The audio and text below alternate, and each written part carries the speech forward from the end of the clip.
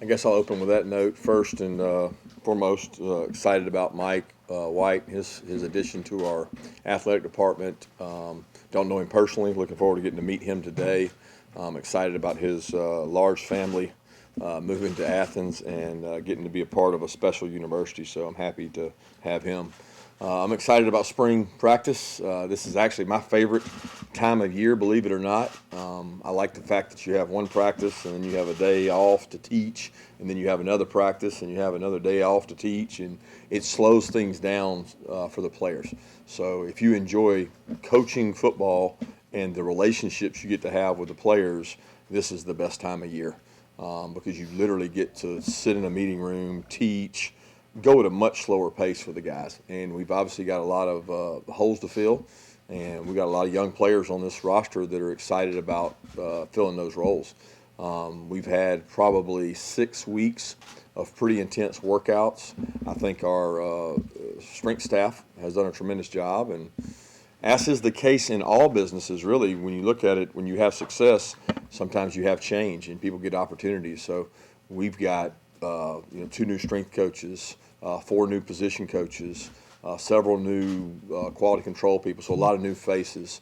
One thing that you benefit from is you get a lot of different ideas and knowledge from those people. So the additions we've made to our staff have been tremendous. They are bright, some of them bright young coaches, some of them very experienced coaches, but all of them fit our culture and our criteria, and that probably excites me most. Because our players have gotten to know these guys in really a short amount of time. It's been a quick turnaround relative to the amount of time we've had, and I'm excited about where our team's headed, where our guys are going, the roles that have been embraced. We've continued with our skull sessions and kind of our player development in terms of character and leadership, and a lot of holes. Like there's a lot of questions to be answered from our team for guys leaving. So I'm excited to see what this group can do and take on the personality of their team, and some of that's already started. So it's a couple injuries of guys that'll be out. We traditionally have, I think the years we've been here, we've had 6 or 7 guys out every spring, mostly with postseason surgeries. This year we had a little more with our incoming freshmen. So we've had 19 incoming freshmen, but several of those guys are out for the spring as well. So of our returning guys, most of you guys know Brock's out for the spring with shoulder surgery. Ryan Davis will be able to do some things, but he's been out since in fall, about mid-season. Smile Munden's out with a labral repair, very similar to what N'Kobe had last year. He had the same one. Taki is still, dealing with his ACL. He's back running, moving around, but he's right where he should be, but he's not going to go through spring. And then Darnell Washington is going to be out as well for spring. He's got a lower leg extremity that's going to keep him out. But all those guys are promising they'll have good returns. And then our mid-years, of our 19 mid-years, I think we have like 5 guys that required surgeries, which we knew these guys would require surgery, and the positive is we're going to have them back for fall camp. But Bear had a labral repair. Jacob Hood had ankle surgery. C.J. Madden had labral repair. Griffin Scroggs, shoulder surgery. And then C.J. Smith's coming off of some meniscus repair, but he's able to do some things. So that's not abnormal for us to have some guys out and injured. Gives an opportunity for some other guys. And hopefully those mid-year kids will be ready to rock and roll here, for summer and summer workouts, where the NCAA has granted us more time to spend with them and put our defense and offense and special teams in place. So with that, I'll open it up. If you raise your hand, we'll get a microphone to you.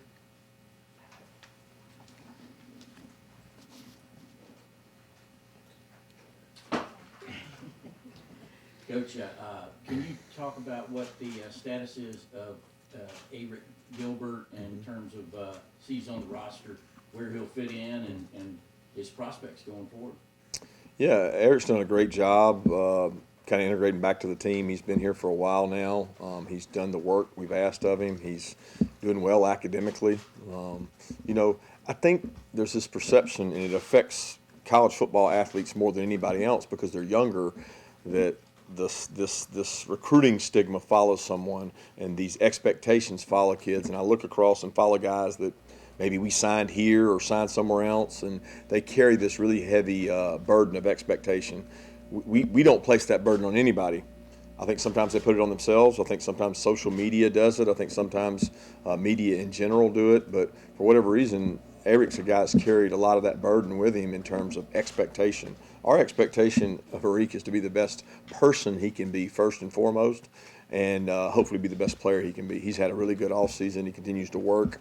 But that doesn't put an expectation of this guy's going to go out there and set the world on fire. He's trying to figure out where he fits in, and he's working really hard. He's done everything we've asked.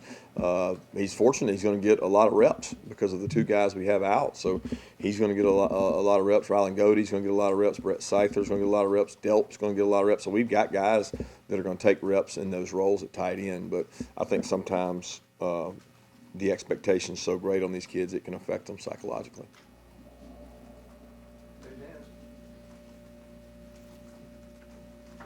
Kirby, you made reference at the national championship celebration about burning down the boats. I want to ask you about the kind of the approach that your team has taken coming off the national championship. Is it what you liked in the 2 months since? Well, when we came back and went to work for those 6 weeks, we've put that to the side. We're not communicating, talking about that. That's something they'll be able to have the rest of their life. We always talk about it here. We've talked about it since we won the SEC. You don't defend a title. You guys want it to be that way, but that's not what we do. We start afresh, just like we would when we lost to Texas in a bowl game. We start completely new, and that's so hard, I think, for the media to grasp that. It's not hard for us because we go into a different part of the program, which is the off-season conditioning program. What's different about the off-season conditioning program than what it has been in the past? Not a whole lot. We're doing the same things we did to build up to the point we went to last year. We certainly have different faces and different people in the places, and I think they're right where they need to be. They're not like way behind schedule. They're not way ahead of schedule. We have holes to fill just like we do every year. Probably just more this year than in years past based on the guys leaving and the departure. We also have more mid-years here to fill some of those roles.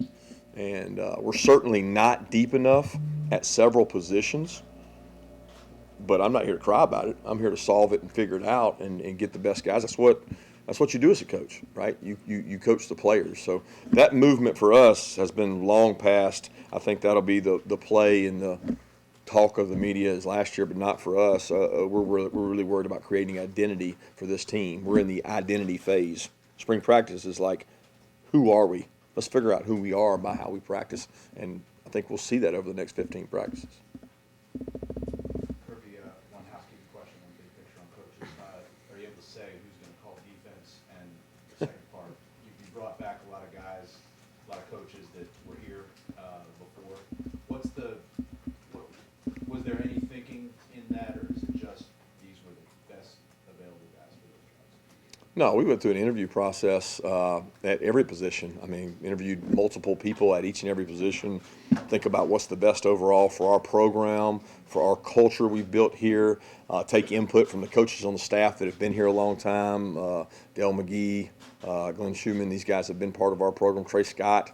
They are the culture, and we want people that want to be here and want to be part of that. It's very demanding what's required of college coaches, and I think you've seen a lot of guys move on to the NFL. You've seen guys step out. You've seen guys go into other places, but it's not going to ever change at the University of Georgia, the standard of excellence that you want to have in recruiting and spending time with your players. And these 4 people meet those criteria. They're also people I trust, and some I've known, some I've not known.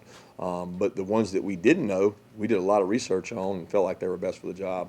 And then as far as the defensive play calling, I think that's way overblown. Big deal to you guys, not a big deal to us.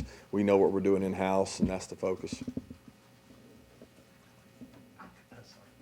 Kirby, Jordan Hill at DAWGSTRUCTION. You talk about the spring and how valuable it is, especially for the early enrollees. Just how much value do they get in coming in and the impact, not even for this season, but 2 or 3 years down the road? Yeah, it's more important for their degree, right? They get an extra semester of classes. They get 15 hours towards their graduation, and that's the most important thing to me is that. For 5 of them, it's about getting the best rehab you could possibly get in the country, maybe the world, as opposed to being sitting in Atlanta, Georgia, and having a surgery and not having the rehab facilities that maybe your high school has. You're getting that here. So to get those guys in the care they need so they don't re-injure, so they don't have setbacks, we get to have them right here underneath our tutelage and our care. So there's no value you can put on that. But, there's other kids, there's 6 or 7 other kids that aren't here. And I don't think they're at a deficit either, because they're able to get on Zooms, they're able to sit in on meetings, they're able to get playbooks, and those guys begin to learn too, so that when they get here over the summer, we can integrate them as well. I think the 19 guys here now are going to benefit from reps, because there's a lot of reps available for those 19 mid-years.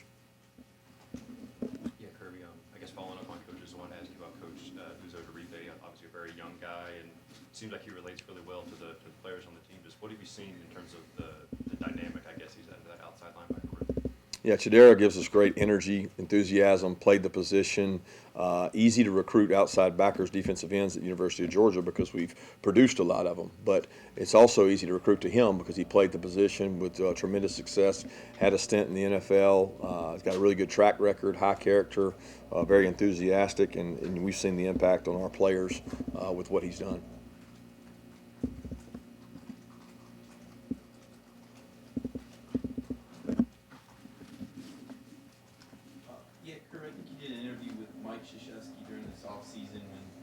Talked about how intense of a coach you are, and you said I think you said something effective, maybe too intense, and I wondered, from season to season, you always look to improve and change things.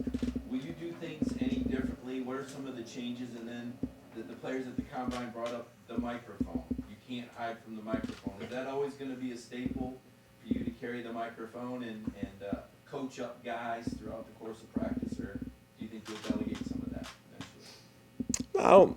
I think it's the personality that your team takes on. I think each one of those guys would tell you that's easy to talk about and laugh about because they probably had an experience within their career where things got demanded upon them through that microphone that maybe impacted them, maybe made them better, maybe challenged them. But I also think every team's different. I actually was probably less on the microphone last year than ever before because it didn't require it on a day-to-day basis. When Kobe Dean and Quay Walker are holding you accountable, why do I need to? And there's a individual team part that, like, okay, what is the identity of each team? What does it take on? What do they need more of? What do they need less of? So I can't foresee the future, and I don't know what this team is going to need. But if they need TLC, then we'll give them TLC. If they don't, and they need to be pushed, then we'll try to see that. That's part of being a coach, and I can't answer what that looks like because I don't think every team is the same. I think every team is extremely different because the personality of that team is usually made up of the players. Even though your focus is looking ahead, can you reflect on the pride factor that you have when your guys who are leaving have grabbed some headlines at the NFL Combine? They'll be on display again tomorrow. And can you also address the specific challenge of replacing the guys on the defensive front, which maybe have really stood out in these Combine situations? Yeah, well, we saw this coming 2 or 3 years ago. We even had the fear of that we might have been replacing those guys last year, had they not decided to stay. So that's been a preparation deal for us. You're always looking 2-3 years ahead sometimes, and where you're maybe have a deficit or you're not as good or maybe you're better at certain positions. But that's a focus we take on each and every year. So that'll be a challenge for us. Lost a lot of good defensive players, lost some really good wideouts. So it's on to the next, and you got to create your identity through who you have, and that's what you do as a coach. And you do the best job you can with it and try to get the most out of them. But certainly proud of those guys. And coming over here to this meeting, I've ran into a bunch of them. They're getting to see new parts of our building that they had not seen, and it's great to see them. Really happy for them. So many of those guys, worked their tail off. They didn't get there through some easy deal. They worked really hard, and that's what our players now have to understand. It doesn't come easy.